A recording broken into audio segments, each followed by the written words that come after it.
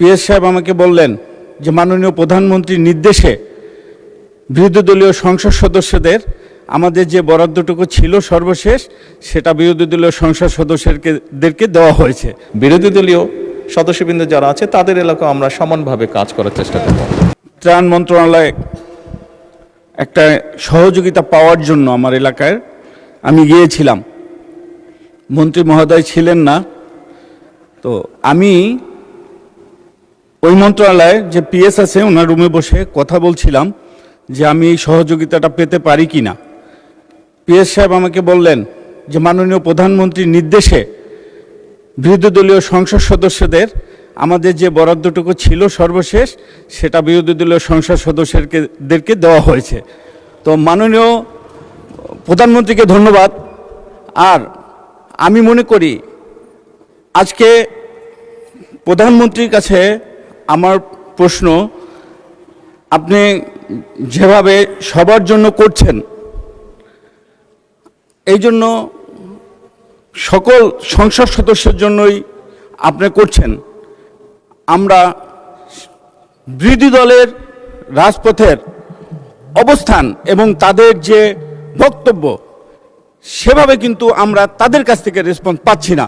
এজন্য আমরা আপনার নির্দেশে আমাদের হুইপ আছে, ব্যক্তিগতভাবে তাদের সাথে কোনো আলোচনা করা যায় কি না, তারা যেন রাজপথে যে বাজে বক্তব্যগুলো দিচ্ছে সেটা বন্ধ করা যায় কি না সেই ব্যাপারে একটা পদক্ষেপ নেবেন। ধন্যবাদ মাননীয় স্পিকার আপনাকে। মাননীয় প্রধানমন্ত্রী।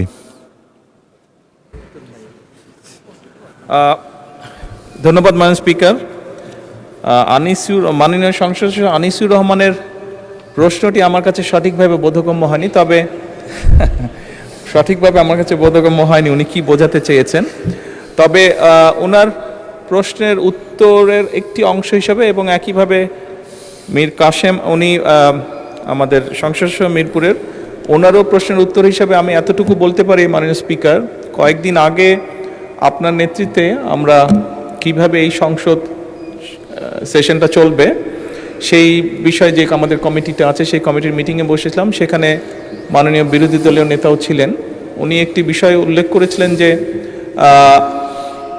কিছু কিছু ক্ষেত্রে সরকারের পক্ষ থেকে কিছু কিছু সহযোগিতা যেগুলো বিরোধী দলীয় নেতারা হয়তো পাননি তখনও, যেটি ঈদের আগে সরকারের পক্ষ থেকে দেওয়া হয়েছিল, অনেক সংসদ পেয়েছেন, অনেকে পাননি, ওনাদের হয়তো কেউ কেউ পাননি। আমি ওখান থেকে বেরিয়ে এসে, এবং এটি এলজিএডি মন্ত্রণালয় থেকে করা হয়েছিল, আমি বেরিয়ে এসে এলজিএডি মন্ত্রী সাহেব এবং প্রতিমন্ত্রী উভয়কেই সাথে সাথে নির্দেশনা দিয়েছিলাম যে যদি বিরোধী দলীয় সংসদ সদস্য কেউ না পেয়ে থাকেন যাতে দ্রুত সেই ব্যবস্থা নেওয়া হয়।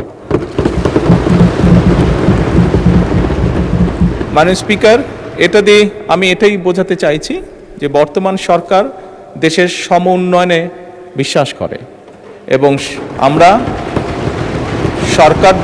সরকার দলীয় সংসদ সদস্যরা যেভাবে এলাকার উন্নয়ন করবেন ঠিক একইভাবে সরকারের সম্পূর্ণ সহযোগিতা থাকবে। বিরোধী দলীয় সদস্যবৃন্দ যারা আছে তাদের এলাকা আমরা সমানভাবে কাজ করার চেষ্টা করব। ধন্যবাদ।